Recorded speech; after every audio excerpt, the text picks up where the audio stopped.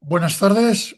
Esta es una sesión específica de profesionales de la sanidad por Palestina, España, dedicado a la destrucción del sistema sanitario en Gaza, también en Cisjordania, pero básicamente en Gaza. El sistema sanitario es parte de la estructura con la que la sociedad se organiza. Es un determinante sanitario. Y en nuestro mundo en general tenemos exceso. Sin embargo, el defecto casi absoluto que está provocando Israel en Gaza, tiene gravísimas consecuencias para la salud, porque básicamente el sistema sanitario responde a necesidades imperiosas en las que se puede evitar mucho sufrimiento, incluyendo enfermedad, minusvalía y muerte. Lamentablemente, el éxito de Israel en Gaza no está siendo respondido en el mundo de la manera que debería. Vamos a tener la oportunidad de que Raúl Incertis, médico anestesista valenciano, que trabaja en el Hospital Nasser, nos pueda especificar problemas concretos. En nuestra página hay ya una colección de fotografías de heridas de guerra que impresiona. Sin más, empezamos la sesión propiamente dicha. Raúl Incerti se unirá cuando pueda, dadas las dificultades desde el interior del hospital. Tienes la palabra, Elvira, por favor, preséntate. Buenas, pues yo soy Elvira Parafita, soy médico de familia aquí en Valencia y actualmente, bueno, la idea es poder compartir este espacio con Raúl Incertis, que es médico anestesiólogo voluntario que está actualmente en el hospital de Nasser. Está en Gaza actualmente desde abril y anteriormente estaba en el Gobernador del Norte, en Jabalia, en el Hospital Indonesian. Em, y Disconnected. Y intentaremos aquí, pues me comentó que podrá estar conectado con nosotros aproximadamente 30 minutos, también por las necesidades del servicio. Así que intentaremos aprovechar al máximo este tiempo para hacerle, pues, que nos comente la situación, la experiencia que está viviendo allí en el Hospital Nasser, por extensión también en el área de Khan Yunis y en Gaza. Y poder aprovechar, haremos una serie de preguntas al inicio y posteriormente pues intentaremos dejar también los últimos 10 minutos pues por si surgen preguntas también vuestras para poder comentarle. Eh, Actualmente me comenta que está intentando conectarse, así que mientras tanto os puedo comentar un poco sobre la situación también ahí en el Hospital Nasser. Como sabéis, bueno, el Hospital Nasser es uno de los recursos hospitalarios con capacidad de atención especializada que se encuentran en el sur de Gaza y de los pocos que quedan, ¿no? Prácticamente con el Al-Amla, que también se encuentra en el gobernador de Khan Yunis, es el más grande y con capacidad para mayor atención. Y lo que seguíamos desde inicios de junio de este año es que había recibido, bueno, había recibido órdenes militares israelíes de evacuación, tanto para el personal sanitario como para civiles o las personas que habitaban en los alrededores o que acudían al hospital para evacuar, porque todo su perímetro se hallaba en área roja. Lo que sabemos es que por el momento continúa funcionando con sus muchas limitaciones para el funcionamiento y no obstante que también todas estas amenazas y la presión sobre, como lo que estamos observando sobre el sistema sanitario en general a nivel de Gaza, pues continúan también en el hospital. Em, Comentaros, lo que conocemos también un poco del hospital y creo que también hemos conocido por otros testimonios, por ejemplo, el doctor Ahmad Al-Farra, que es pediatra, ¿no? Es director del servicio de pediatría de allí del hospital, lleva actualmente pues, las últimas semanas advirtiendo por redes sociales y en los medios de los que dispone sobre la limitación que hay para la llegada de leche en fórmula, en extensión a la limitación que hay también para la llegada de productos nutricionales o de medicación esencial a Gaza por el bloqueo israelí que actualmente continúa ya desde hace meses y año y décadas antes, pero que se ha intensificado también de manera absoluta en los últimos 4 meses, ¿no? Y aprovecharemos también para preguntarle también a Raúl Incertis sobre la situación que vamos también informándonos en las últimas semanas sobre los ataques dirigidos que hay contra civiles por la Gaza Humanitarian Foundation, que hay actualmente ya múltiples informes que la identifican como organización criminal. Además además de utilizar, ¿no?, el hambre y la distribución alimentaria como una herramienta más de genocidio. Y la mayor parte de estos heridos, comentaba personal del hospital que trabaja actualmente en el Hospital Nasser, están llegando también al hospital.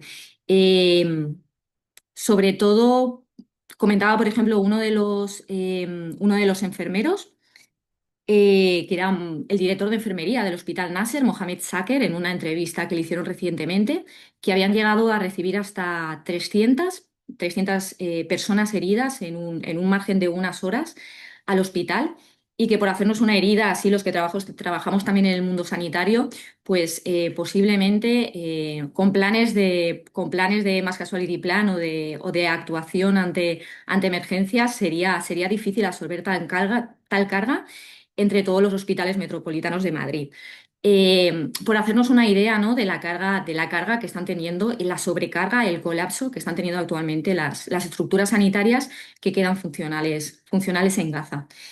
Eh, y con ello digo parcialmente funcionales, porque si posteriormente también nos da tiempo, también recalcaremos que el 100% de las estructuras sanitarias en Gaza han sido atacadas a día de hoy. Y los últimos reportes nos cuentan que, bueno, los últimos reportes reflejan que únicamente 17 de las 36 estructuras sanitarias que hay en la Franja de Gaza están parcialmente operativas actualmente.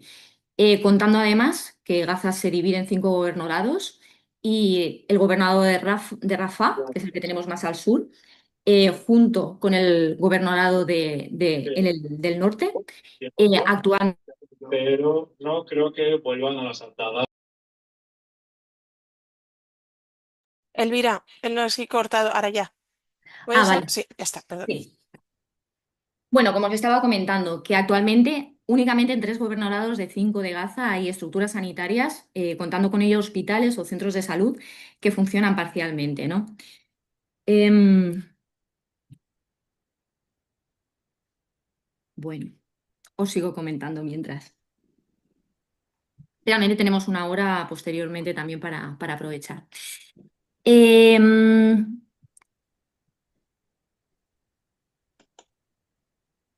Marina, ¿crees que mientras tanto puedo compartir? Sí, sí, sí. Dani, ya está. A ver.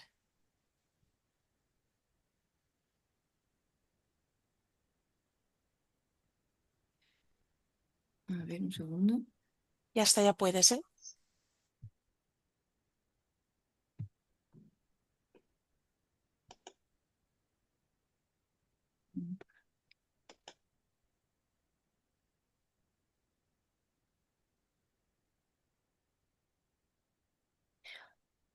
Vale. Perfecto. Creo que ahora veis la pantalla, ¿veis una presentación? Vale, Sí, sí, se ve. vale. Bueno, yo estoy atenta a cuanto se una Raúl. En cuanto se una, le doy acceso directo. Bueno, le damos acceso directamente. Lo tengo por aquí en el WhatsApp. Un segundo. Le voy a decir también que me diga. Elvira, ahora como eres anfitriona te saldrá, ¿eh? Te pondrá un aviso aquí en participantes y verás, hay alguien que quiere entrar.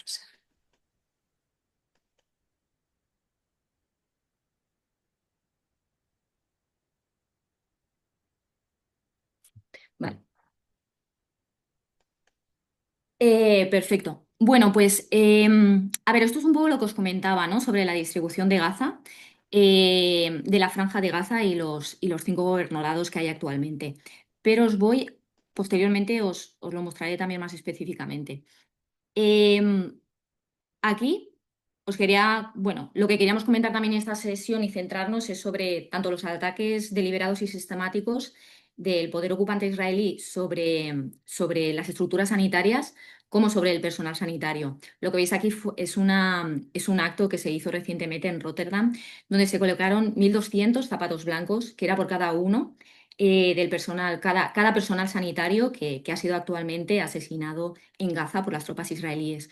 Realmente son más de 1.200. Actualmente creo que en los últimos reportes que había del Ministerio de Salud en Gaza comentaba que alrededor de 1.500 trabajadores de la sanidad habían sido asesinados desde el 7 de octubre de 2023.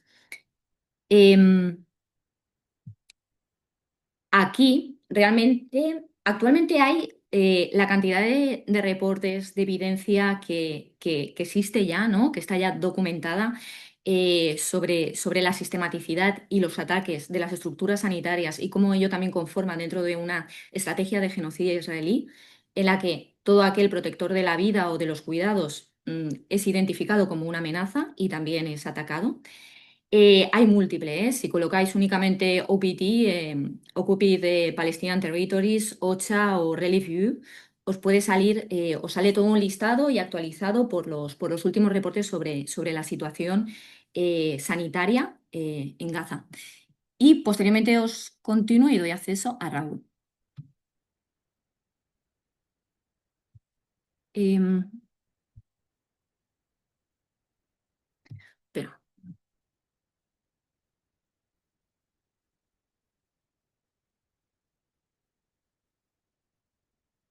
a ver, ¿Quieres, Elvira, que coja yo anfitrión? Porque a lo mejor teniendo la pantalla... mejor. Y dejo de, a ver si puedo.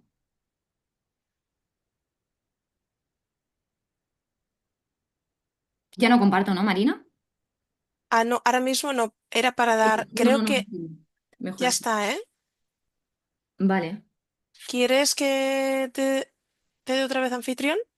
No, no, no. ¿No? Vale. Creo que Sí que debe estar está, ¿eh? Raúl. Está conectado, sí. Hola, Raúl. Y por favor, si durante la entrevista también podéis cortar, cerrar los micros, porque también por las dificultades de conexión que puede haber actualmente con Gaza para que no haya interferencia en el sonido. O si Marina también puedes ir silenciando si ves alguno más. Posteriormente, cuando sean las preguntas, volvemos a activar.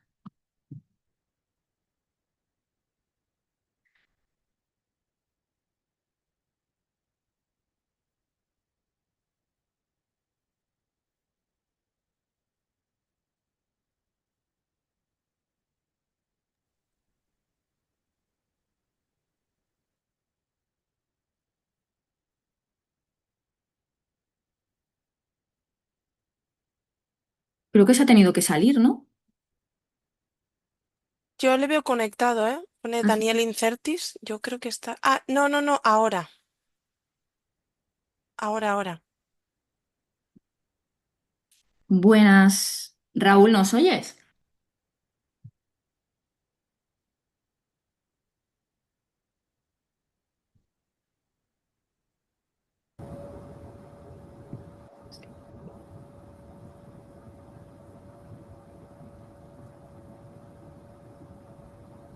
Hola, Raúl.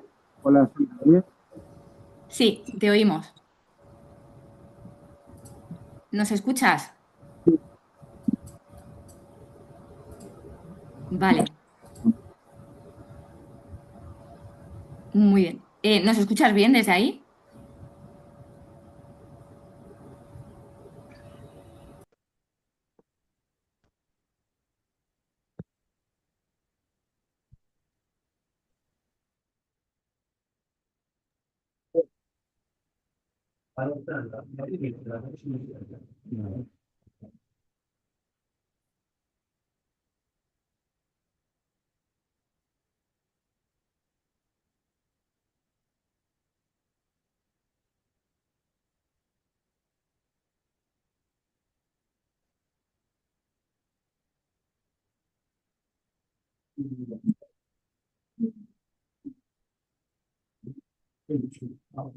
Hola.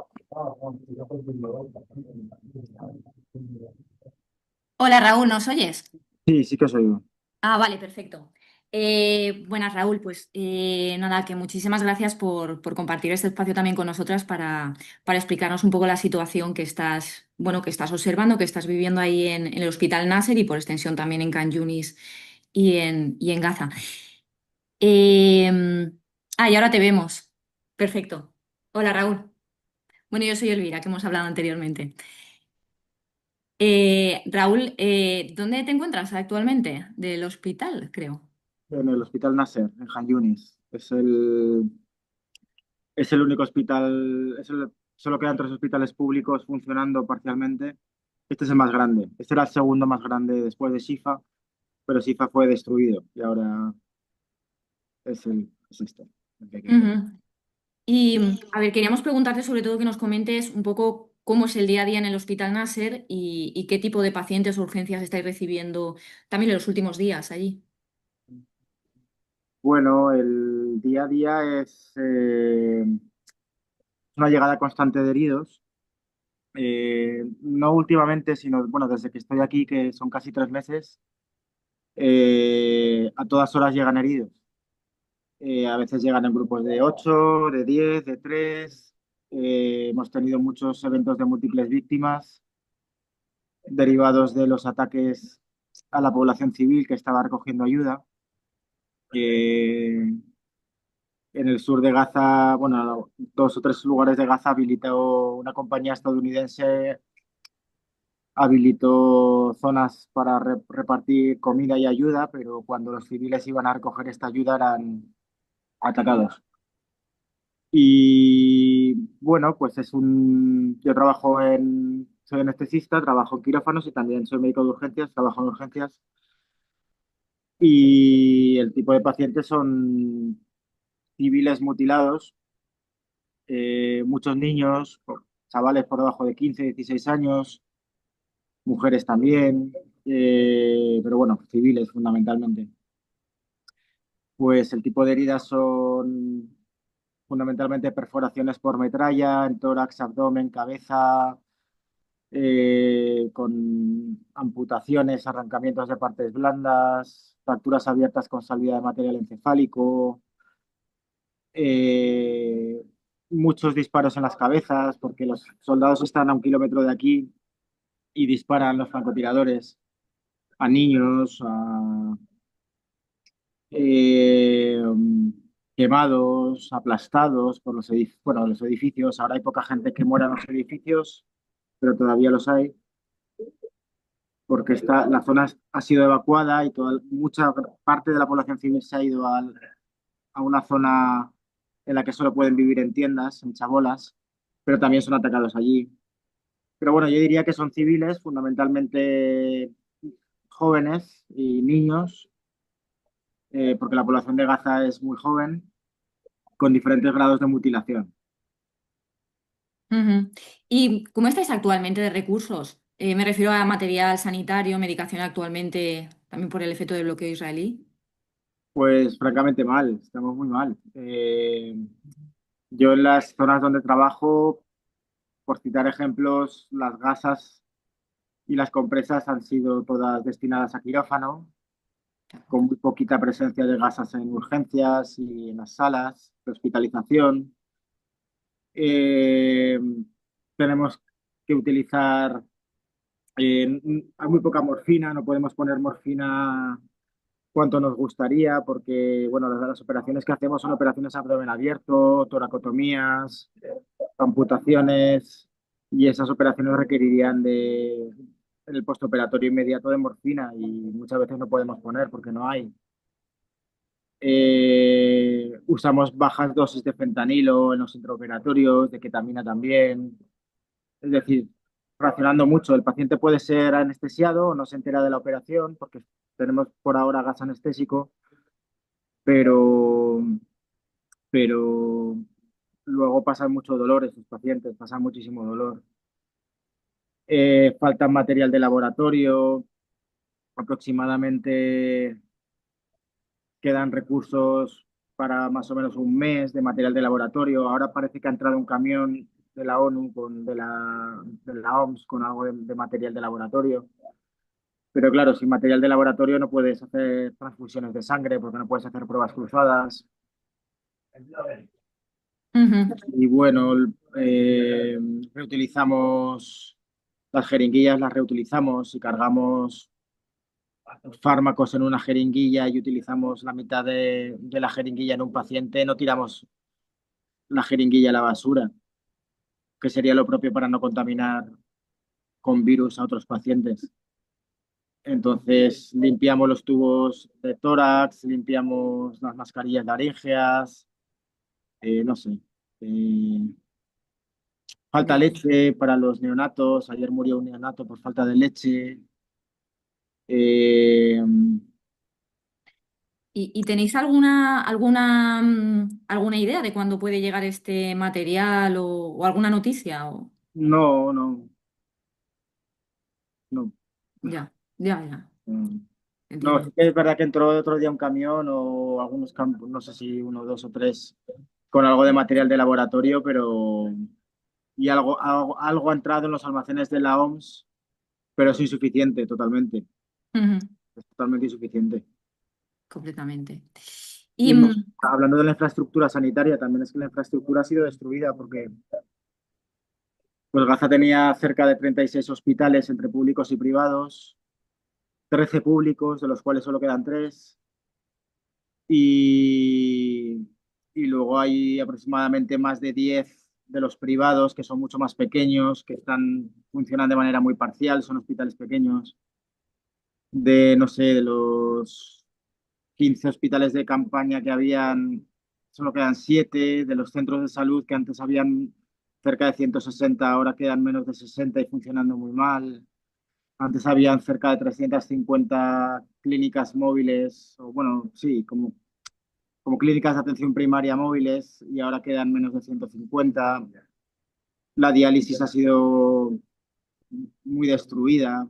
Estamos hablando de que hay cerca de 100 máquinas para casi 700 pacientes. Entonces las sesiones de diálisis se tienen que hacer de 2 horas, no de 4. ujú, Eh, no sé, este hospital, por ejemplo, tenía cerca de casi 300 camas y ahora tiene más de 600 pacientes. Los pacientes están por los pasillos. Eh, hay, hay problemas también de fuel, hay muchísimos problemas de fuel. Entonces, claro, hay cortes a veces de electricidad. Aquí por ahora no hay cortes importantes porque este es el hospital más importante, es como el Hospital La Fe de Valencia, ¿no? Si este hospital cae, se cae todo, lo poco que queda. Pero hay otros ujú. hospitales donde han habido cortes de fuel que han afectado a la ventilación mecánica de los pacientes. Han llegado a haber muertos por este motivo. Ujú. Y ante las amenazas que había habido sobre el hospital Al-Nasser y Al-Almala, también a inicios de este mes, ¿no? Por estar en la zona roja y a ver estas presiones que había para evacuación del hospital y las limitaciones para que el acceso de sanitarios o pacientes, ¿cuál es la situación ahora? Bueno, la situación está igual, no ha empeorado. Los soldados están a 1 kilómetro, se van acercando muy lentamente. La guerra de Irán hizo que de las 2 divisiones de soldados que estaban próximas, una de ellas se fuera. Pero todos los días recibimos heridos por los francotiradores de estos soldados, pero no se están acercando de manera veloz. Entonces, hemos notado como una especie de impasse desde hace unas 2 semanas. Sí que el hecho de que esté en zona roja ha provocado muchas dificultades para el acceso de los trabajadores. Vienen autobuses, hay autobuses de línea que los recogen en las tiendas de campaña, son campos de desplazados de kilómetros y kilómetros y kilómetros de chabolas, y ahí los recogen como si fuera un autobús de línea y los trae al hospital a las 8 y los devuelve a las 2. Pero aún así, claro, si pierdes esta oportunidad de estos autobuses, no puedes venir al hospital porque solo puedes acercarte al hospital con una comunicación previa al ejército israelí. Entonces, bueno, pues los trabajadores tienen la sensación de que antes o después van a venir porque el año pasado, en marzo, vinieron Mataron a algunos trabajadores, secuestraron a más de 70, de los cuales más de 40 todavía están secuestrados en Israel. Yo trabajo con algunos compañeros que fueron liberados, enfermeros, anestesistas, que relataban torturas diarias, palizas, vejaciones en las prisiones israelíes. Entonces tienen mucho miedo de que puedan venir. El hecho es de ellos notan que si los trabajadores internacionales, que somos muy poquitos aquí en el hospital, seremos unos 12 o así, si nos vamos, ellos creen que van a entrar los soldados, porque ellos sienten que nosotros recibimos información antes que ellos, ¿no? Entonces es muy importante mantener la presencia internacional, incluso si vienen los soldados, para de alguna manera dar testimonio de lo que puedan hacer cuando entren, si entran. Pero bueno, la sensación es de que hay una preocupación latente de que van a entrar antes o después. Ya, complejo. Y ahora que hablas también de los compañeros también sanitarios palestinos que están ahí contigo en el hospital, ¿cómo se encuentran o qué te comentan, ¿no? Después de más de un año, entiendo que trabajando prácticamente de manera continuada en el hospital y posteriormente a lo mejor también todo este miedo hacia la seguridad personal o de familiares. Bueno, muy buena pregunta, porque ellos son verdaderamente los que están sosteniendo todo esto. Los trabajadores internacionales somos prescindibles, somos poquísimos, ¿no? Ellos están deprimidos, tienen todos síntomas de estrés postraumático. Eh, Todos, no conozco ninguno que no haya perdido familiares de primero o de segundo grado por los bombardeos. Eh, el otro día atendí al hijo de una pediatra, al único hijo en urgencias, que era el sobreviviente de 10 hermanos. Y ella era pediatra del hospital. Pero bueno, también el otro día también murieron todos los hijos de otro trabajador. Tengo un compañero que en la guerra ha perdido a sus padres y a todos sus hermanos. Eh, Algunas veces los propios médicos son atacados y te los encuentras en el hospital. Entonces, ellos son víctimas, no son diferentes al resto de la población, son víctimas también. Todos viven en tiendas de chabolas. Antes de las órdenes de evacuación, en Han Yunis, los que vivían en Han Yunis, algunos vivían en sus edificios parcialmente destruidos, pero con estas órdenes de evacuación todos han tenido que ir a vivir a estas tiendas, que además son muy difíciles de conseguir y no hay espacio en la playa. En la playa es la franja donde les han dicho que se vayan a la población civil para estar a salvo, pero ahí también los bombardean. Muchos de ellos por la noche, como también bombardean esos campos de desplazados o bombardean muy, muy cerca, todos tienen hijos, la mayoría tienen hijos pequeños, entonces no duermen intentando calmar a los niños. Pasan mucha hambre porque, bueno, un kilo de harina vale $30, un kilo de azúcar $80, un kilo de pasta $12, una cebolla $7, a veces 4, a veces 7, depende del día, una lata de atún también, 5, no, las latas están más caras ahora, $8.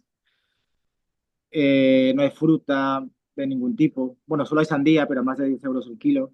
No, $10, perdón. No hay proteína animal de ningún tipo, salvo el atún y a este precio, ¿no?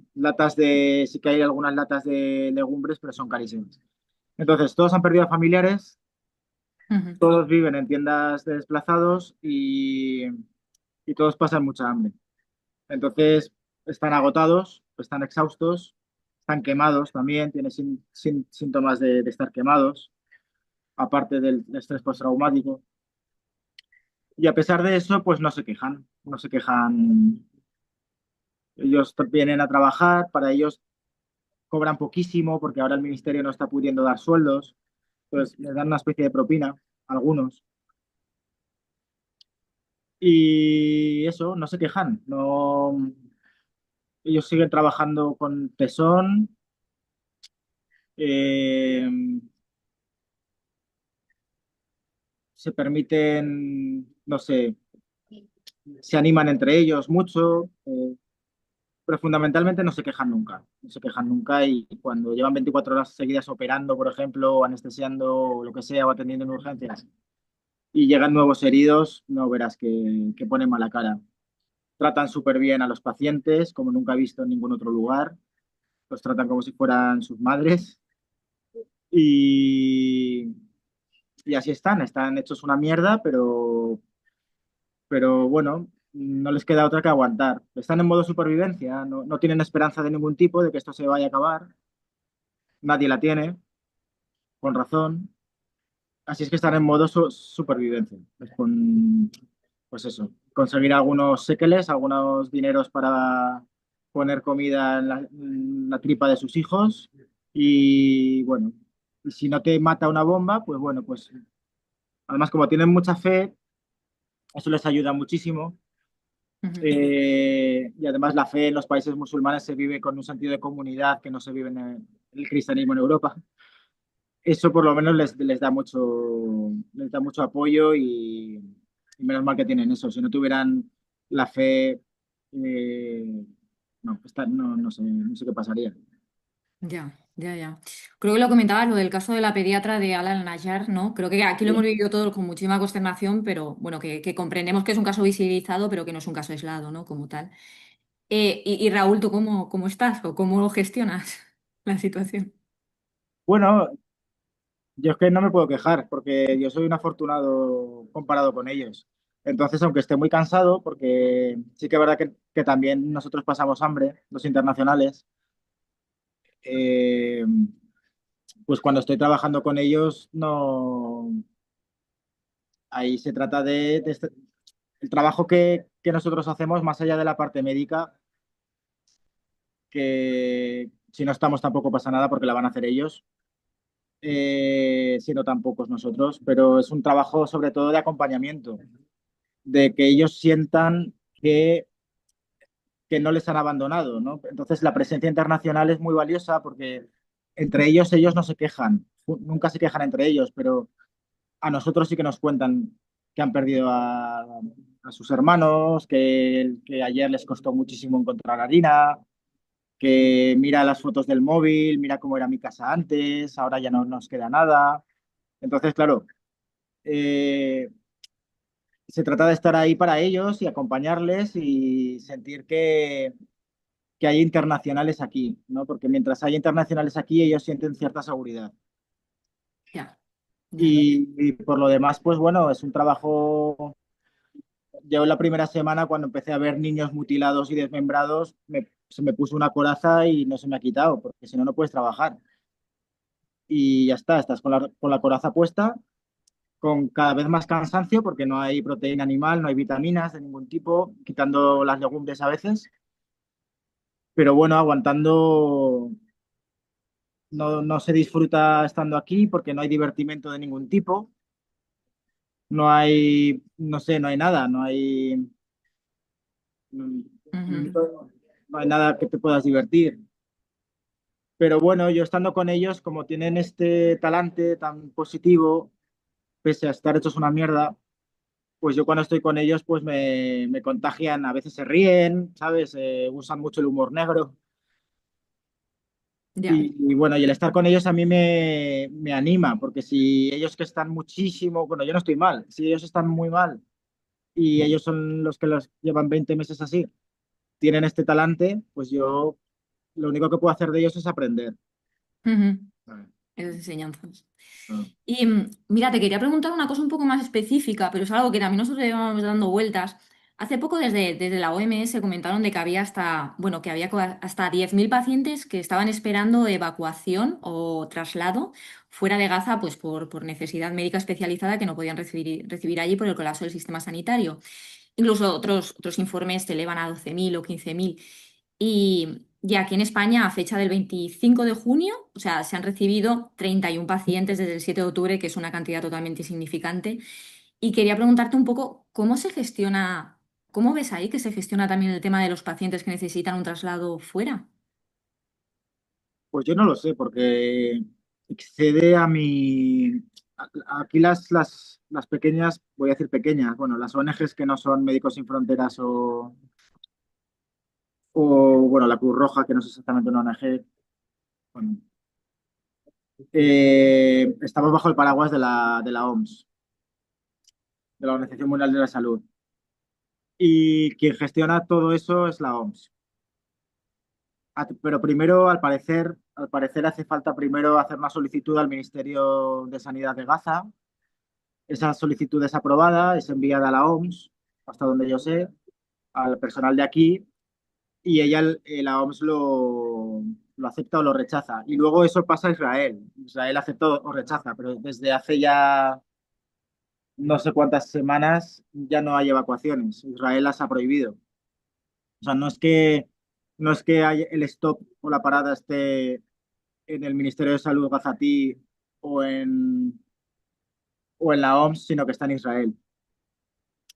Entonces, claro, yo varias personas me han pedido, porque claro, aquí al final, llevando ya varias semanas, pues te acabas haciendo amiguete de familiares y conozco a niños y luego los he ido siguiendo y hay padres que te piden que tú hagas algo, que intercedas por ellos. Pero claro, yo no conozco, mi contacto directo es mi superior de la ONG y ese en todo caso puede tener contacto con alguien de la OMS, con alguien de la ONU, ni siquiera de la OMS, ¿no? Entonces no lo Ujú, sé, no te lo puedo decir. Lo único que sí que estoy seguro es que están paradas las evacuaciones y que hay muchas personas que las necesitan, muchísimas.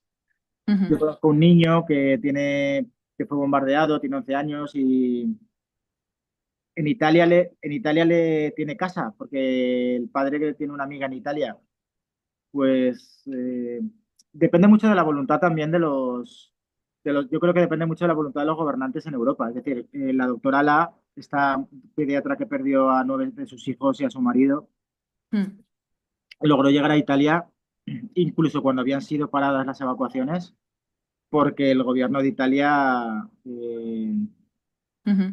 pese a ser todo lo derechista que es, se hizo cargo del caso. Entonces, si hay voluntad por parte de los gobiernos occidentales, las personas salen, porque los gobiernos hablan con Israel a nivel diplomático y dicen, vale, va, pues.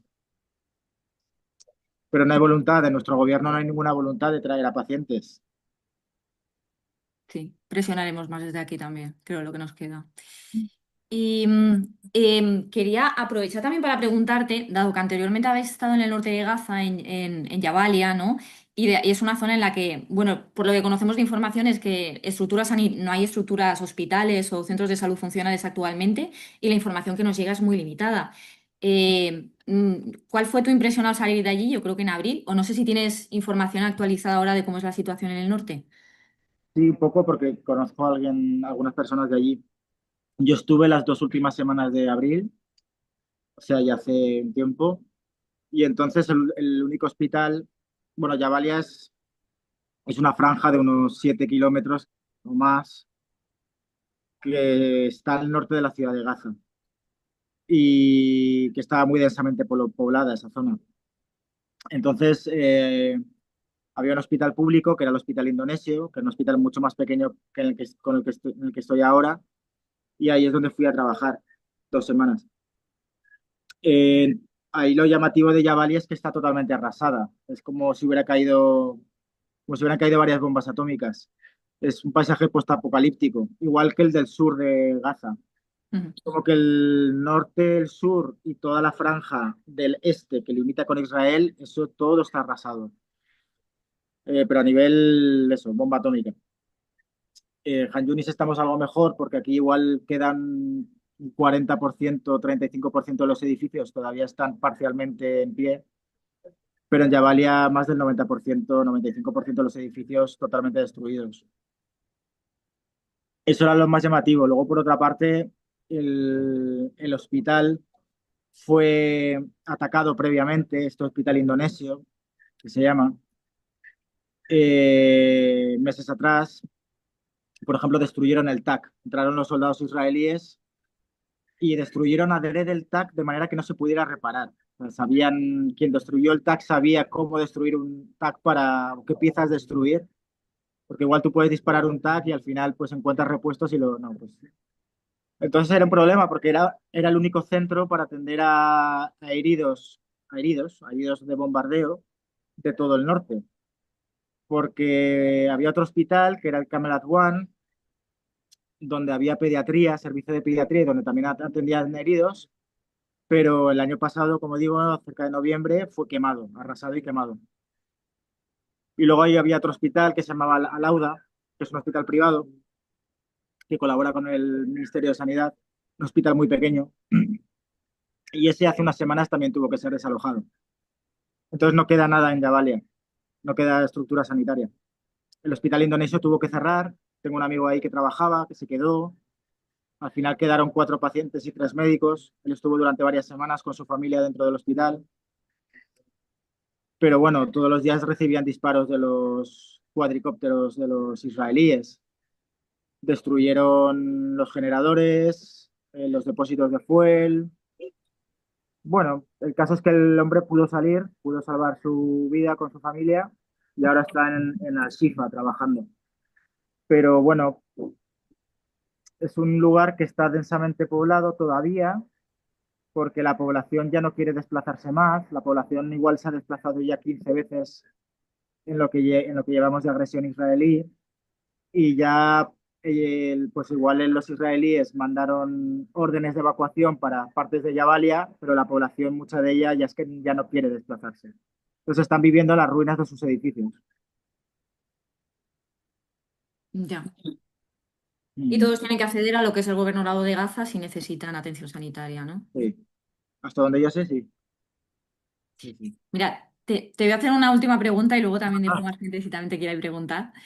Y que también me han insistido mucho los compañeros en hacerte es un poco que desde tu perspectiva, ¿no? Y tu experiencia ahí en Palestina, ¿qué nos recomendarías a nosotros como sanitarios, personal sanitario o persona también interesados en esta temática, que actualmente estamos en España o en otro país? ¿Qué podemos hacer más como para presionar, pues tanto desde la parte presional a colegios profesionales, sociedades científicas o instituciones sanitarias, o a nivel general, para todas estas limitaciones que estáis teniendo ahí desde el bloqueo a la destrucción deliberada del sistema sanitario y el genocidio sobre la población? bueno, yo a nivel general, yo diría que lo que hay que hacer es visibilizar lo que está pasando. Y una manera que a nivel particular cada uno puede hacer es visibilizarlo en las redes sociales. Cada uno o en los grupos de WhatsApp de la familia. Pero muchas veces utilizamos las redes sociales para poner cosas bonitas, pero no las utilizamos a nivel particular como herramienta, ¿no? Hay centenares de periodistas en Gaza que todos los días están colgando imágenes, vídeos y fotografías de lo que realmente está pasando aquí, que lo que realmente está pasando aquí son imágenes de niños desmembrados, niños quemados, niños aplastados. eh, Digo niños por no decir el resto de la población, ¿no?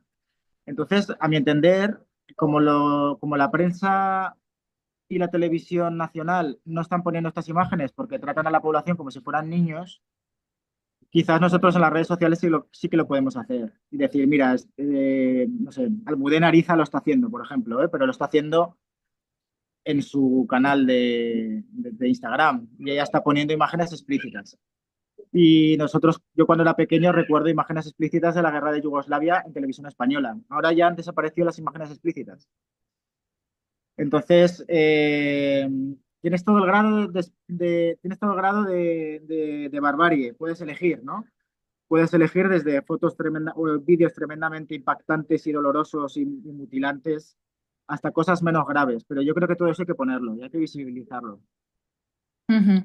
Eso a nivel general se me ocurre. Y desde luego, como médicos, yo creo, como personal sanitario, pues si alguien desde su pequeño grupo puede hacer algún pequeño comunicado en la sociedad en la que esté, o una pequeña propuesta, o pues bueno, pues un grupo de médicos o de enfermeros o de lo que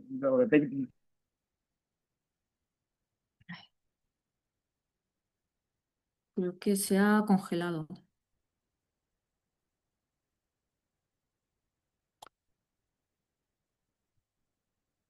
Creo que está teniendo algún problema de conexión. A ver si dejamos un poquito de tiempo. Em, bueno, a raíz de lo que estaba comentando, también para aprovechar el tiempo, nosotros desde el colectivo Health Workers for Palestine hemos escrito ya a las sociedades científicas, también a los colegios profesionales, solicitando posicionamiento continuado y mantenido frente al genocidio sobre la población en Gaza y también sobre la destrucción deliberada del sistema sanitario. Os compartiré por el grupo. Ahí ahora creo que se ha salido. Vamos a esperar si puede volverse a unir. Espero que sí.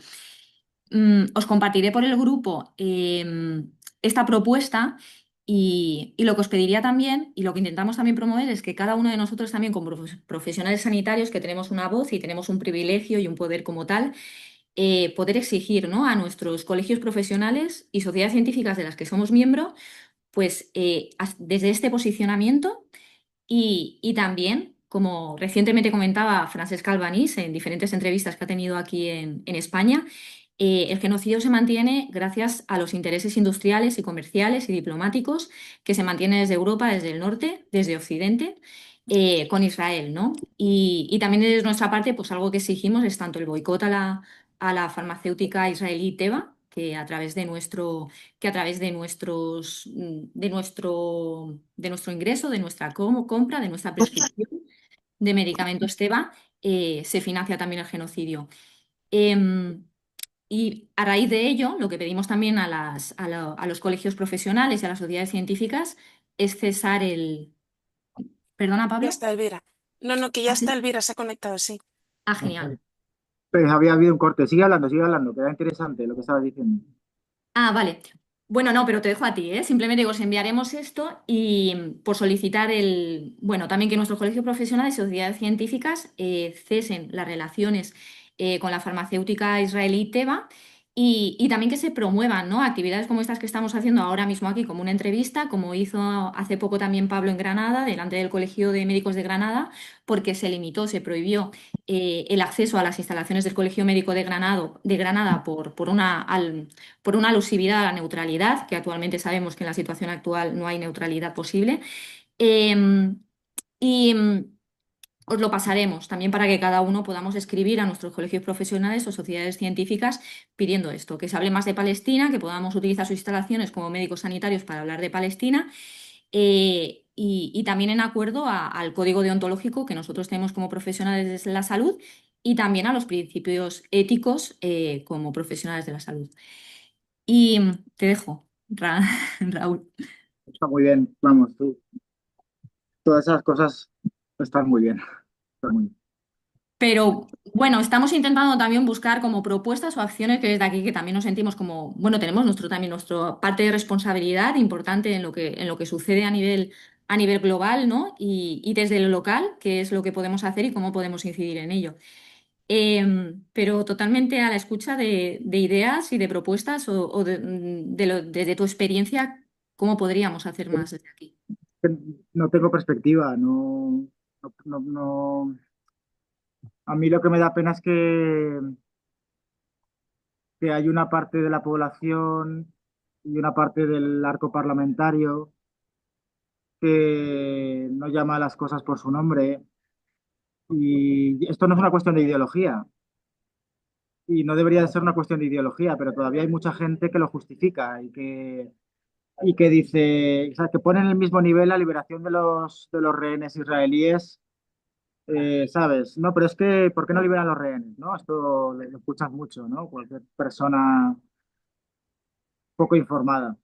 Entonces, pues bueno, en las conversaciones que tengamos en nuestros trabajos, no tener miedo de hablar de lo que está pasando y bueno, y decir y defender la postura. Y si en cada centro de salud, cada hospital, yo qué sé, pudiera haber un minuto de silencio a la semana, un parón, en el que aunque fueran dos personas con una banderita de Palestina y unas fotos de niños mutilados, pero algo, ¿no? Algo que...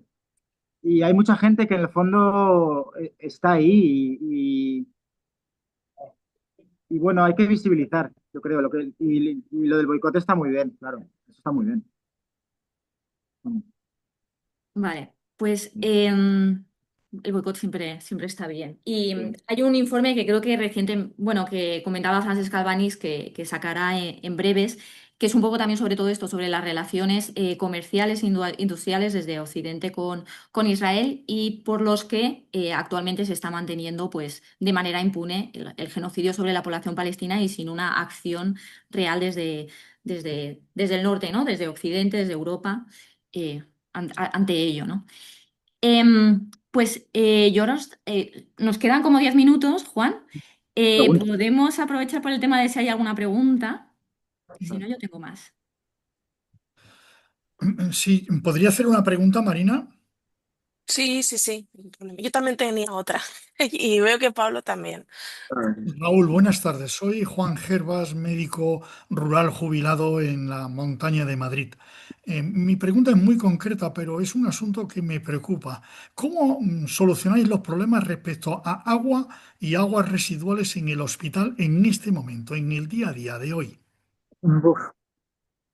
Bueno, el agua es un problema porque en toda la franja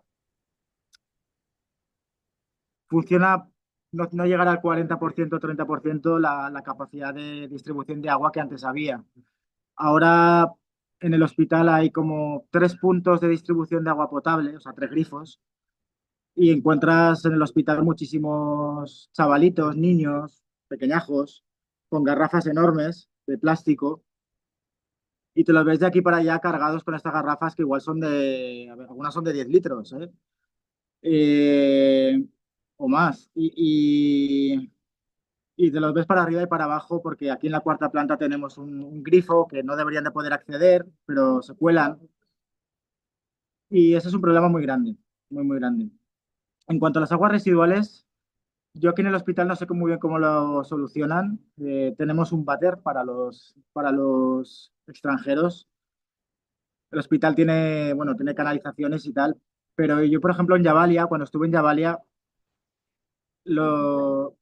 paseaba por las calles de Javalia, bueno, por las calles, paseaba por Javalia, por decirlo así, porque ya no quedan calles. De hecho, todo el pavimento del suelo había sido levantado, como aquí también. O sea, los israelíes han levantado todo el asfaltado, entonces está todo polvoriento. Y tenías que sortear los riachuelos de aguas residuales, de aguas. Entonces, eran imágenes que yo había visto alguna vez en lugares muy pobres de África, pero muy pobres. Y es como si hubieran llevado a la población, a una población de una Gaza que antes tenía una estructura, porque había una estructura en Gaza, había una estructura sanitaria, había la estructura educacional, habían restaurantes, habían centros de ocio, habían pubs, habían, no sé, centros comerciales. Ahora todo eso no existe en absoluto. Entonces, es como si hubieran llevado, no sé, a mí esto me recuerda a imágenes que he visto en estos lugares de África, muy pobres, en slums de África y sitios así. Eso por una parte. Y luego, por ejemplo, en el hospital indonesio, ahí en Jabalia, sí que veía cómo sacaban todo lo que era los desechos médicos, todo eso que ponemos pues desde las agujas hasta los restos orgánicos, hasta los plásticos desechables, todo eso lo sacaban fuera del hospital a 30 metros y lo quemaban allí fuera, generando unos humos horribles, ¿no? Entonces, pues eso es lo que te puedo contar. Aquí en el hospital no sé muy bien cómo están gestionando los residuos, pero supongo que se los llevan en camiones a zonas y los queman al aire libre. Y en cuanto a las aguas residuales, pues bueno, aquí en el hospital estamos más o menos bien, porque es un hospital muy grande, muy bien hecho, pero claro, cabe pensar, yo tengo un compañero de anestesia que vive en estos campos de desplazados, en Almaguasi, en esta franja costera, y tiene que caminar aproximadamente 15 minutos para ir a una letrina, pero es tan asquerosa, la letrina tan asquerosa que ni él ni sus hijos quieren hacer sus necesidades allí. Entonces tienen que caminar todavía 20 minutos más para ir a una especie de chiringuito chamizo de venta de café que tienen una letrina un poco más limpia, ¿no? Entonces, pues sí, es como si hubieran llevado a un país, bueno, a una región que tenía su grado de desarrollo. Había una industria en Gaza también, había una industria. Todo eso, como si lo hubieran puesto en medio de, no sé, de, de Lagos o de Nairobi, ¿no? Ahí, plan. Gracias, muchas gracias. Nada, gracias a usted por la pregunta. Pablo. Hola, encantado Raúl. Me llamo Pablo Hola. Gil, soy médico de familia también en Granada. La pregunta es muy sencilla. ¿Has recibido algún tipo de apoyo explícito del Gobierno de España, del Ministerio de Sanidad? Porque me imagino que de la embajada o del consulado algún tipo de apoyo habrás tenido, pero ya más específicamente el Ministerio de Sanidad sobre lo que estáis haciendo, acerca de si necesitas algo, ¿te pueden ayudar de alguna manera? ¿Ha habido algún tipo de comunicación o de intento de comunicación? Gracias. No, el consulado sí que se ha puesto en comunicación porque hace 2 semanas el cuadrante, bueno, los israelíes dividen el Gaza en cuadrantes, y el cuadrante donde está el hospital eh, tenía que ser evacuado. El hospital no, pero el cuadrante sí. Entonces, eso parece ser que llegó a los oídos del consulado y sí que estoy en comunicación con el cónsul, que es gente muy maja y muy en Jerusalén, gente muy correcta. Y ellos sí que me han dicho que si alguna vez necesito salir de aquí corriendo, que me van a ayudar, que no me preocupe y tal, o sea, son muy majos. Pero no, el Ministerio de Sanidad no. No, tampoco sé cómo podrían ayudar porque no, no veo la manera en la que, porque no sé el poder que tiene España, no sé, es que me estoy metiendo en cosas que no sé, pero no sé si España podría hacer más de lo que hace, probablemente podría hacer más, pero igual no puede porque España es rehén comercial de Israel, no lo sé, no lo sé. Gracias. Eva y Sole, ¿podríais explicar lo que hacéis cada viernes delante del hospital? Nada, hacen pequeña manifestación. Sí, ya llevan. Simbólicamente. Bueno, cuenta, Sole. Salimos, salimos a la puerta, pues eso, a visibilizar y a hacer un pequeño homenaje simbólico dentro de lo posible, pues a recordar, ¿no? Que somos un centro sanitario y que hay sanitarios, colegas, todo lo que nos cuentas, muriendo, pacientes muriendo, civiles muriendo, y que no podemos permanecer inmunes ante este genocidio. ¿Y Yo dónde es? luego tenía una pregunta, si es posible también. Sí, sí, dime. Rápidamente, soy cardióloga y claro, me interesa un poco el tema del seguimiento de las enfermedades crónicas, saber si hay algún tipo de seguimiento de atención, cómo lo tenéis montado.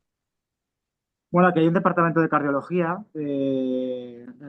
Este hospital es un complejo con diferentes edificios y en otro de los edificios está el departamento de cardiología y bueno, están intentando hacer seguimiento. Antes había angioplastias primarias aquí, ya no hay, ¿no? Había cardiología intervencionista, vamos, ya no hay. Ahora es todo poner parches, poner parches.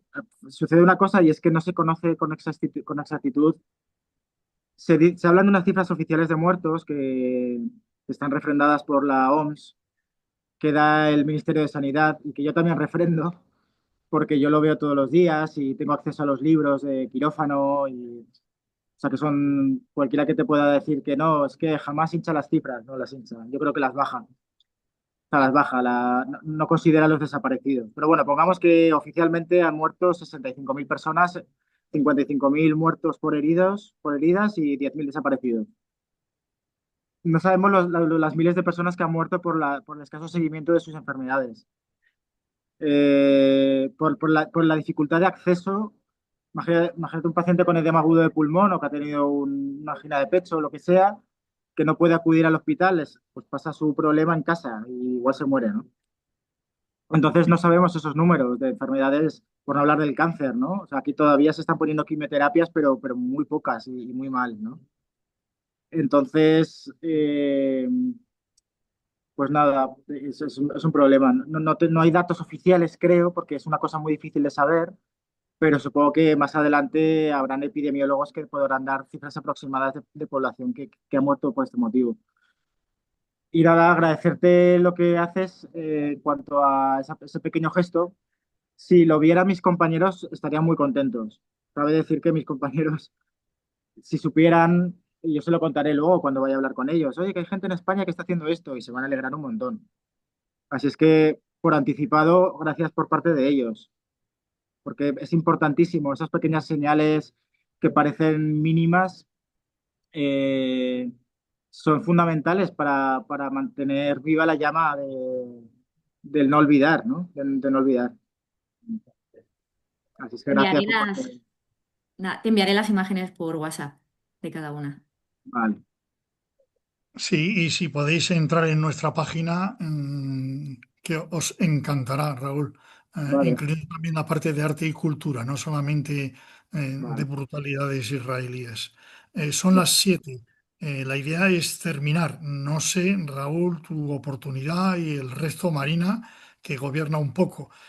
No queremos No, agotar a no pasa nadie. nada. Si tenéis alguna pregunta más, tampoco, que no se queden preguntas en el tintero. Marina, Bueno, la mía era, quería que hablaran Sole y Eva un poco para Mm. explicar eso, pero bueno, también tengo una pregunta respecto no solamente no a lo que podemos hacer desde aquí, o sea, una de las cosas más importantes es tener en cuenta que Israel solo caerá cuando pase como con Sudáfrica, ¿no? Se realmente haya un boicot a nivel político, institucional, cultural, de todo tipo, económico que se le aísle. Entonces, en ese momento no se podrá sostener. Entonces, la pregunta es, por ejemplo, aquí en España con otros más, con otros países, ¿no? Pero ahora estamos haciendo desde muchas localidades, por ejemplo, en Navarra, pues 44 municipios han hecho una moción de censura, aunque son pequeñitos, ¿no? Pero en las cuales sus ayuntamientos han comprometido en no mantener ningún tipo de contacto con Israel, ¿no? Y aquí entraba la campaña contra Teba. Y, por ejemplo, en el caso de también de Cataluña, pues varias ciudades estamos haciendo también una campaña contra esta farmacéutica.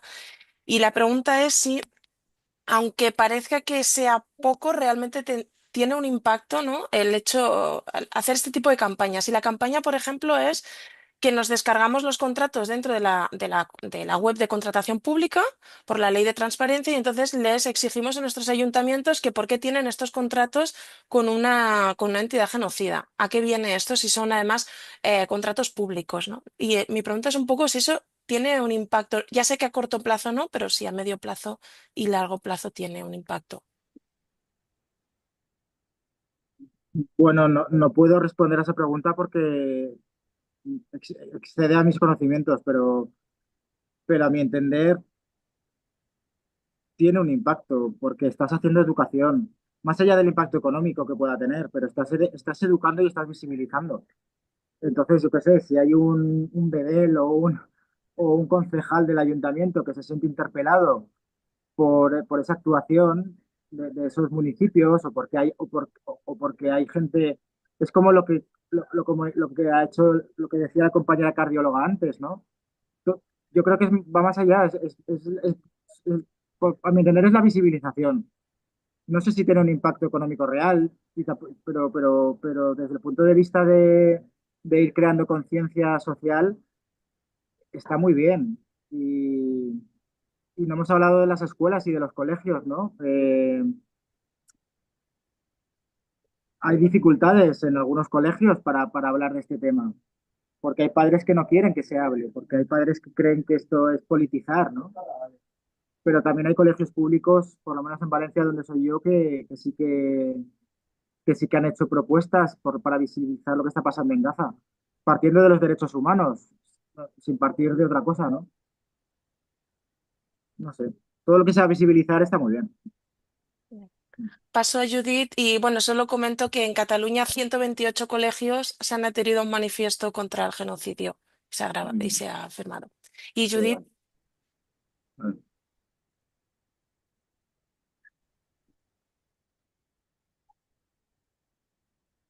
No se le oye. Judith, tienes el micrófono cerrado.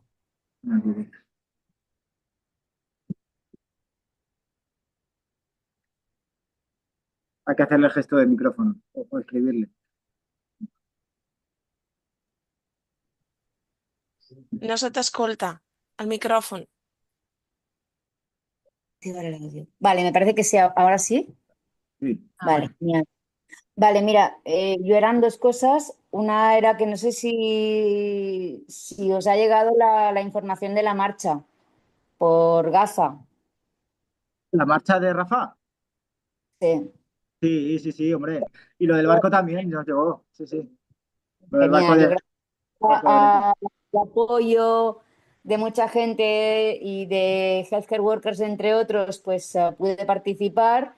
Te puedo decir que fueron unas marchas en las que participaron hasta 54 países distintos, mucha gente, todo el mundo como muy volcado y de las que salieron bastantes ideas y que espera ser el punto de inicio de una movilización global continuada, ¿vale?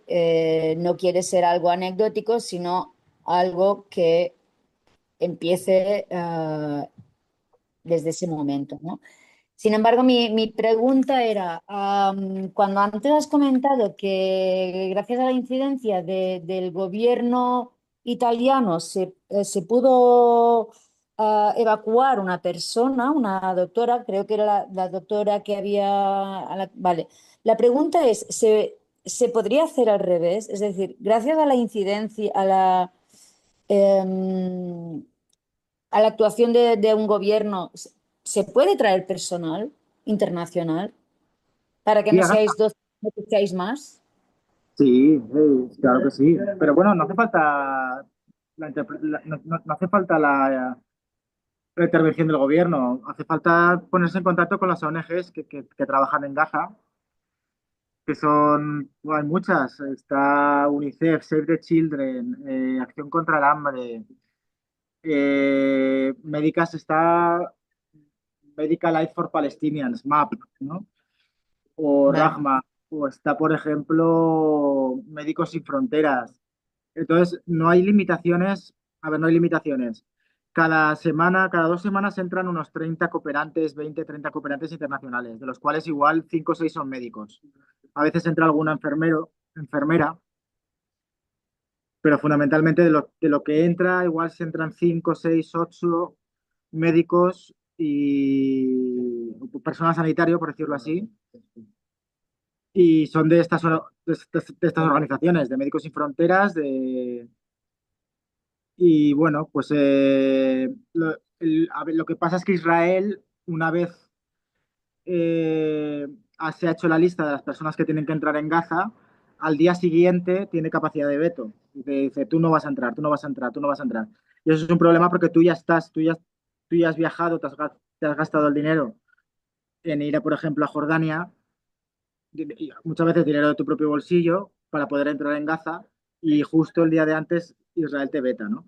Pero sí que está entrando gente, es ponerse en contacto con las ONGs y formar parte de ellas. No sé hasta qué punto es fácil venir como primera misión a Gaza, aunque sí que me consta que Médicos Sin Fronteras sí que está permitiendo a personas en su primera misión llegar a Gaza, entrar en Gaza, y depende del perfil que busquen estas ONGs. Pero bueno, médicos de urgencias, matronas, cirujanos, anestesistas, médicos de UCI, pediatras, sí, enfermería en general, enfermería de quirófano. Hay ONGs con las que puedes venir. Sí, sí. Ok. El Muy gobierno bien. español no pone impedimento. Y, hombre, no es que te pague, a mí no. Yo aquí he venido de voluntario. Con Médicos Sin Fronteras sí que cobraba un sueldo, pero ahora no, con la ONG en la que estoy. Eh, estaría bien que te pagaran ahí, yo qué sé, 100 eurillos al mes por lo menos, ¿no? Por el esfuerzo, pero tampoco pasa nada. Muy bien, creo que damos por terminada la sesión con 10 minutos de Bueno, retraso. Pido excusas, no pasa pero nada. no, la situación ha sido muy excepcional. Te estamos agradecidísimos, Raúl, en una situación de peligro vital, dedicarte a la pedagogía que has empleado con nosotros, con santa paciencia. Se agradece muchísimo y dice mucho de ti como persona, no ya como profesional. Esperamos seguir con tu contacto y publicar en nuestra página todo lo que mandes. Un abrazo y si no hay otras cosas, cerramos. ¿Quieres decir algo? Y muchas gracias a vosotros por tomaros interés, a Elvira, bueno, a todos. Y por favor, mandarme las cosas a través de Elvira que consideréis que me gustaría saber o conocer. Y seguimos en contacto, claro que sí. Un Muchas gracias. abrazo, buena tarde, Gracias. fin de semana, verano por delante. Hasta ahora. Ahora, adiós, adiós. Chao, Adiós. merci. Adiós, gracias. Gracias. Vale.